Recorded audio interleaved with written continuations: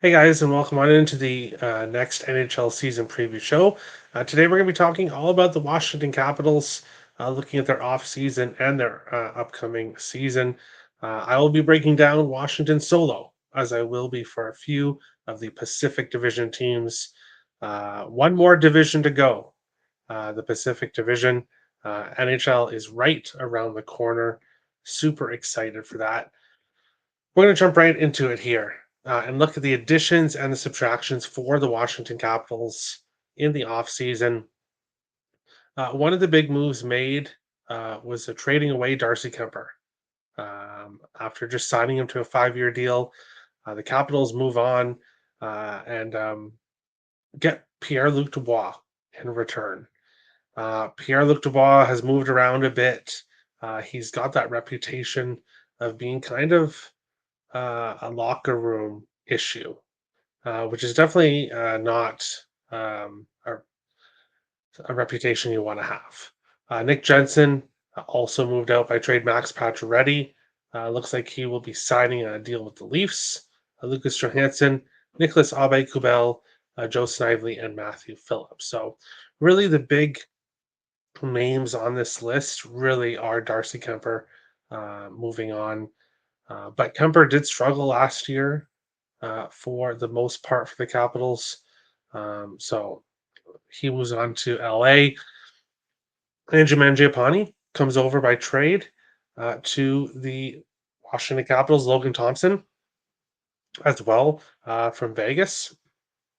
And Jacob Chitrin comes over as well in the Nick Jensen trade. So Matt Roy, another defensive guy, Taylor Radish, Jacob Ron is on a tryout, and then Brandon Duhaime signed in the offseason. So Washington has made quite a few additions here, and I like Mangiapane. I like Logan Thompson, Jacob Chitrin as well. I'm a fan of Brandon Duhaime's, Matt Roy, a good addition. The Pierre Luc Dubois one is the one I don't really get, but um, maybe he has a fresh start again, and maybe things finally work out for him. But looking at this list, the two lists here, uh, I do think that maybe Washington got a bit better. I think they have a bit more depth this year than last year. Upcoming free agents, of course, quite a bit of names in this list. Nicholas Backstrom, of course, won't play this year, I believe, due to injury. So, how if will he ever play in the NHL again? That's a huge question mark. Andrew Mangiapane coming over, but only on a 1-year deal. So, will he resign with the Capitals? TJ Oshie, Nick Dowd. Uh, really, the name on that forward list for me that the Capitals need to resign is Hendrix Lapierre. I think he is the main guy on that forward list that they need to resign. With the defenseman, Jacob Chitrin, hopefully for the Capitals, will have a good season. Maybe he likes in Washington. Maybe he resigns to a long-term deal, which would really help solidify their defense for a long time. Alexander Alexiev, RFA, you want to get him re-signed, and then both goaltenders are UFAs. So it'll really, I think, depend on how both of these goalies do this year to see who gets re-signed, um, if either of them. Maybe one of them, maybe both of them. Really, Washington has a lot of flexibility here after this season is done when it comes to upcoming free agents. Possible lineup here. As I said, TJ Oshie, Nicholas Backstrom, both on injured lists and will not be playing for opening night at least. Um, the top line, Ovechkin, Strome, and Tom Wilson is a good line. Strome and Ovechkin definitely have some chemistry. Ovechkin will be trying to obviously get to that goal total and try to become the um, most the player to have scored the most goals in NHL history. So he's trying to get there. The second line there, Andre Pani, slated to play with Pierre-Luc Dubois, Alexei Protas as well. Um, I really like that third line. I really do. Connor McMichael, speedy young player, Hendrix Lapierre as well. Brandon Duhaime, he is also very speedy, but he's got that edge to him. He's got that physical presence, which if those three play together on a line, I really like that line for the Capitals. The fourth line's got some depth as well with Sonny Milano, Nick Dowd, and Taylor Radish. So the forward group for the Capitals isn't too bad. It's not too bad. Jacob Chychrun, John Carlson, that's a great top D pair. Rasmus Sandin and Matt Roy, and then Martin Fahervey, Trevor Trevor Van Riemsdyk. Then you got Alexander Alexiev and Ethan Bear as well, depth of defenseman as well. So if there are injuries for the Capitals, they do have other guys that can step in. Um, the defense isn't too bad. I really like that top pair. There are some question marks, I think, with the bottom two pairs. So that might be one of the areas of weakness for the Caps overall. And then goaltending. Charlie Lindgren, Logan Thompson. Lindgren probably starts out as the starter, but if Logan Thompson outplays him, I could see a goalie controversy in Washington. So overall, I really like the top D pair for the Capitals, and I really like that third line for the Capitals if that is how things start on opening night. Uh, team future bets here for the Capitals. So Washington last year finished with the second wild card. So they just barely were able to make the playoffs over the Detroit Red Wings. Both teams had 91 points, but Washington had the regulation win advantage. So they made the playoffs, and Detroit did not. Right off the bat, the top four bets for me are no's. If you've watched the previous shows, I do like New Jersey and the New York Rangers, as well as Carolina, who I do think will take a step back, but will still be in that top three. And then I've got teams like Philadelphia and the Islanders kind of in that fourth, fifth spot, fighting for those spots. And then Washington, I think, could be right there as well. So I really think those top three will definitely be Carolina, New York Rangers, and New Jersey. But how the rest of the division finishes after that, there's some questions for me with different teams. So the Capitals to make the playoffs, obviously, they got that last spot last year. And overall, I do think they improved their lineup this year. Um, but I just don't know by how much.